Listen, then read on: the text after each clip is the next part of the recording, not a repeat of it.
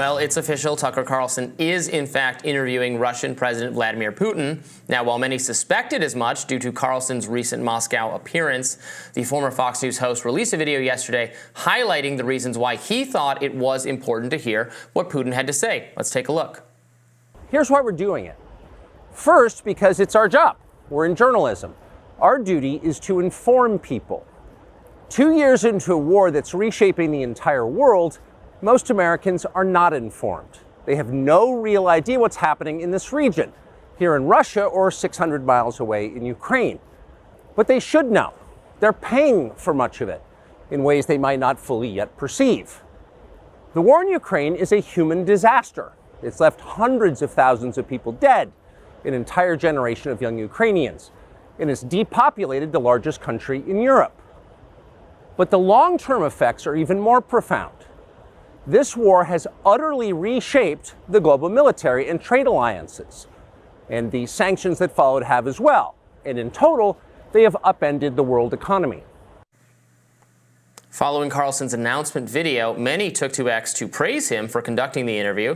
Presidential hopeful RFK Jr. posted, "Mainstream media journalists have interviewed Putin many times before. The only difference now is that they can't control the narrative. Zelensky has been given numerous primetime interviews. Osama bin Laden has been interviewed before. We have a right to hear from everyone, no matter how you feel personally about them." Former GOP candidate for president Vivek Ramaswamy wrote, "Carlson is a real journalist, actual intellectual curiosity." But not everyone was so gung-ho on Carlson's interview. CNN's Christiane Amanpour responded to accusations leveled by Carlson that he was the only Western journalist willing to talk with Putin by writing, "Does Tucker really think we journalists haven't been trying to interview President Putin every day since his full-scale invasion of Ukraine? It's absurd. We'll continue to ask for an interview, just as we have for years now." Amanpour seemed to be vindicated by the community notes under Carlson's video, which added a statement by Kremlin spokesman Dmitry Peskov that, quote, "Mr. Carlson is not correct. In fact, there's no way he could know this. We received numerous requests for interviews with the president." Later on in his announcement video, Carlson alleges that the Biden administration hacked into Carlson and his company's phones to get text messages and leak them to mainstream outlets to try and derail the interview. Let's take a look. Almost 3 years ago, the Biden administration illegally spied on our text messages and then leaked the contents to their servants in the news media. They did this in order to stop a Putin interview that we were planning. Last month, we're pretty certain they did exactly the same thing once again. But this time, we came to Moscow anyway.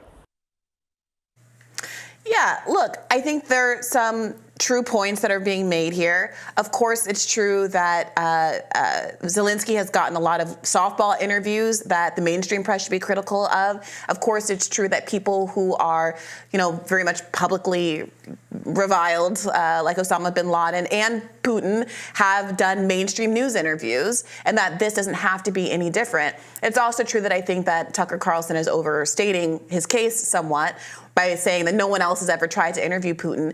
He's the one that's been given access that others apparently have not been given access. And that does raise some questions about why it is that he's being permitted this interview and if he's going to take this opportunity to do a real substantive interview.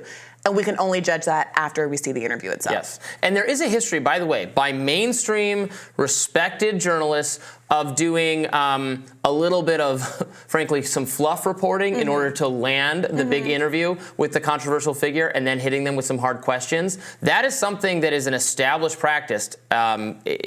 So don't judge what's taken place yet. Judge the actual quality of the interview. I hope Tucker asks about the Wall Street Journal reporter who has been detained absolutely illegally and unfairly. I hope he asks about the humanitarian cost for Ukraine and for Russia of this war and what it will take to get Putin to meet with Zelensky or meet with intermediaries in order to bring a halt to this awful, unconscionable war, and many other questions about the regime and what's going on in Russia.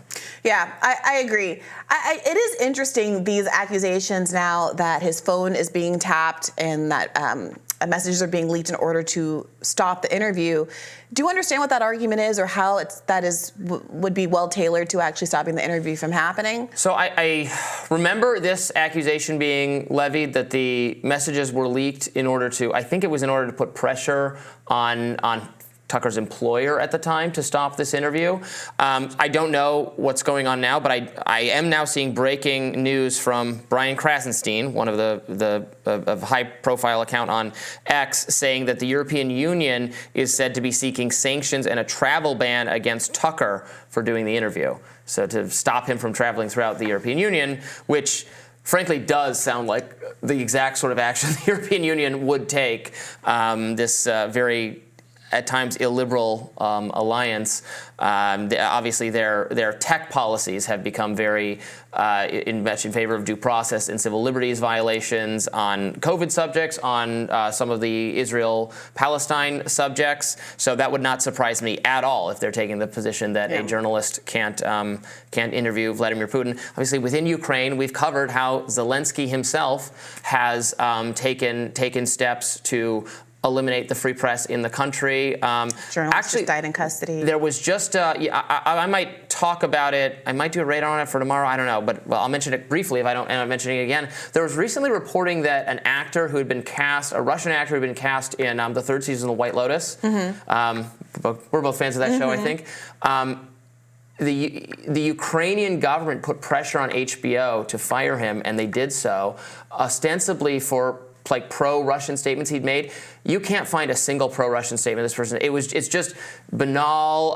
The violence is bad, and I hope the war ends. But he'd gotten some kind of award from the Russian government years ago, but he hasn't said anything that they could find. The New York Times did a whole story on it. They couldn't find anything he'd said that was pro-Russian or pro-the Russian war, and it's another one of those Russian cancel culture stories. Yeah, I'll probably talk about it in more detail. You're completely tomorrow. right about the tone, the tenor of speech rights in Europe being really, really cold. There was a story in The Intercept earlier this week about German media giant Axel Springer saying that "From the River to the Sea" is a verboten statement. Obviously in the context of Palestinians, and then running ads in their own paper from Israel that uses that exact phrase, "from the river to the sea."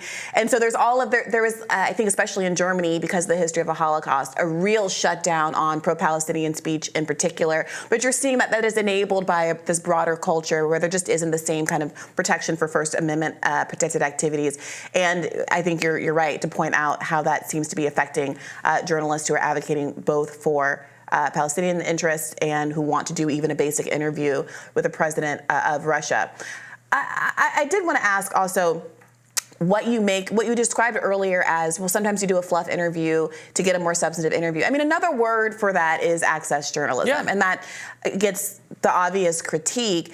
I remember we covered a interview between Kamala Harris and Katie Couric recently, where after a tough line of questions from Katie Couric, Katie says, well, now we're going to go talk about some more positive things the campaign, and Kamala Harris goes, good. At the end, and it did kind of give the impression that she said, look, you got to have to put up with me for these few minutes of tough questions, and then we can move on to easier things. That's not exactly the same thing as access journalism, but should we be concerned if that's the case, if the only reason that Tucker Carlson might have been able to get Putin in front of a camera where Christiana Amanpour cannot is because there is some kind of a guarantee that he's not going to go there?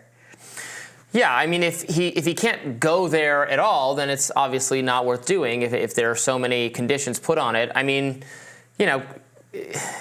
interviewing people is difficult. We do it sometimes. Everybody has journalists have all sorts of different styles when it comes to it. Sometimes you want to just really go after the person and burn bridges and make it so that there's no way this person would ever consent to an interview with you again.